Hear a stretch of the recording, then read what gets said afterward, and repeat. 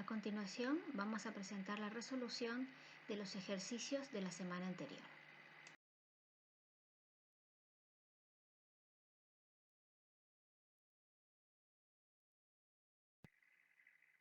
Esta primera parte es una parte de repaso de teoría en general. No deberíamos tener mayores dificultades. Recapitulamos aquí ideas de organización, ente y empresa. Distinguimos las organizaciones lucrativas de las no lucrativas. Hablamos entonces, por ejemplo, de supermercados, minimercados, ferreterías, farmacias, concesionarias de autos, etc. Como también hablamos de clubes, asociaciones, fundaciones, iglesias, ONG, etc. Cuando hablamos de este tipo de organizaciones en general, hablamos de que realizan actividades a través de la obtención de recursos. Estos recursos son clasificados de acuerdo al tiempo de permanencia y a la fuente. De acuerdo al tiempo de la permanencia decimos que son transitorios y permanentes. Y la fuente propia o ajena. Estas actividades que se realizan con los recursos básicamente son 4 operaciones: la compra, la venta, el pago y el cobro.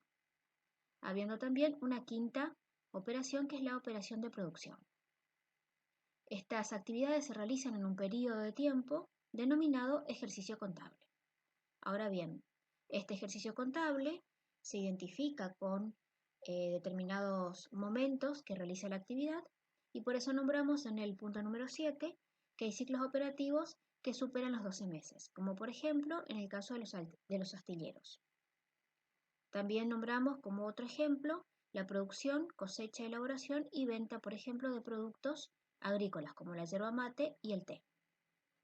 Entendemos entonces que el primer momento va a ser el de la plantación o la siembra de este producto que luego de unos años recién va a poder producir. En la producción de automóviles, también pensamos que los vehículos que dentro de 5 años van a estar en el mercado, en este momento, ya están en una etapa de diseño y de investigación. Pasando luego a una etapa de producción propiamente dicha, para ponerlo a prueba y la puesta a punto, y la posterior venta y comercialización en el mercado. Identificamos ahora cuáles son los ciclos operativos, recordando que el ciclo operativo se identifica por las operaciones principales. Ferrari Motors es una concesionaria de autos, es comercial, vende autos. Wanda, sociedad anónima, es una empresa que explota un yacimiento de hierro, es decir, ejerce la función de producción. Pollitos SRL comercializa productos de granja, es comercial. Nos está indicando de que cría esos pollitos.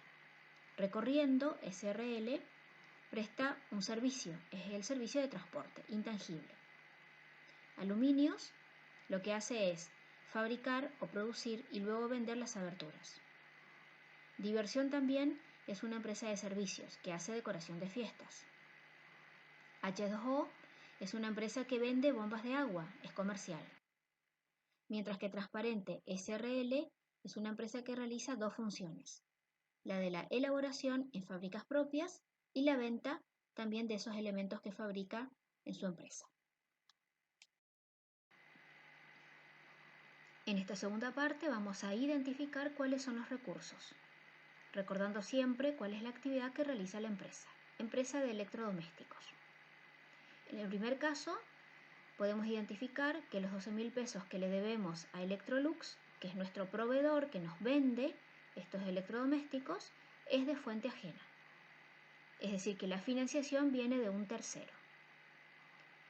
Como la actividad es electrodomésticos, las 100 batidoras para la venta son recursos transitorios. ¿Por qué? Porque la idea es que nosotros podamos vender lo más rápido posible esas batidoras. Permanecen por un escaso tiempo en poder de la empresa. Después vemos a Electrodomésticos Martínez, que es un cliente que nos debe a nosotros. ¿Nosotros qué esperamos? Que Martínez venga pronto a pagarnos. Entonces es un recurso de carácter también transitorio. Ahora bien, el saldo de la cuenta corriente en el Banco Nación es el dinero que nosotros tenemos en una cuenta corriente. También solemos pensar que el dinero en la cuenta corriente es de rápida rotación, de carácter transitorio. Para realizar las actividades utilizamos elementos que permanecen en poder de la empresa, que no están destinados a la venta, sino que están destinados al uso. Es el caso de las estanterías metálicas. También más abajo vamos a encontrar al automóvil para el reparto y a los muebles de oficina.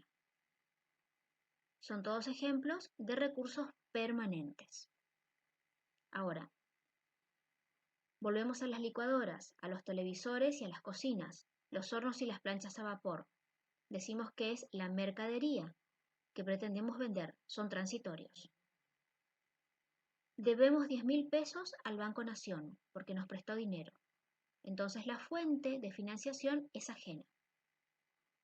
Hablamos ahora del capital que tiene nuestra empresa, 20.000 pesos. Ese capital es el patrimonio neto al inicio, es de fuente propia. ¿Por qué? Porque el capital está constituido por lo que cada uno de los socios o accionistas pone al principio del inicio de la empresa. El dinero en monedas y en billetes en la caja de la empresa es de carácter transitorio, es uno de los elementos que tienen mayor rotación. Luego tenemos más abajo los sistemas operativos que tenemos en las computadoras. Este sistema operativo permanece en tiempo prolongado en las PC de la empresa, permanentes. Lo mismo pasa con el edificio, ya sea para los almacenes o las oficinas que no están destinados a la venta. Luego tenemos las carcasas, los motores y paletas para poder montar o armar las batidoras que la empresa va a fabricar y va a vender. También son de carácter transitorio, porque el objetivo es construir y montar esas batidoras para poder venderlas.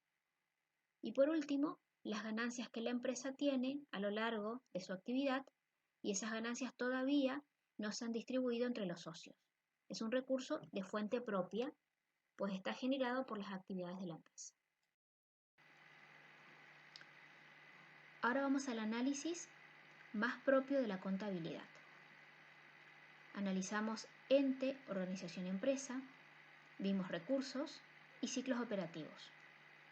Ahora estos elementos se relacionan en conceptos más propios, como por ejemplo el concepto de patrimonio. ¿Qué es el patrimonio? Es el conjunto de bienes y derechos, de deudas y obligaciones que le pertenecen a un ente. De este concepto general de patrimonio identificamos que el conjunto de los bienes tangibles, y los derechos, los bienes intangibles, forman parte del activo. Ahora, el conjunto de deudas y obligaciones que pertenecen a ese mismo ente corresponden al pasivo. Esto significa que el patrimonio está formado por todos los bienes que me pertenecen y también por todas las deudas que me pertenecen que tengo contra terceros. Los dos primeros conceptos de la contabilidad en general. ¿Qué nos interesa entonces en la contabilidad también? Es saber qué es lo que tenemos como patrimonio neto.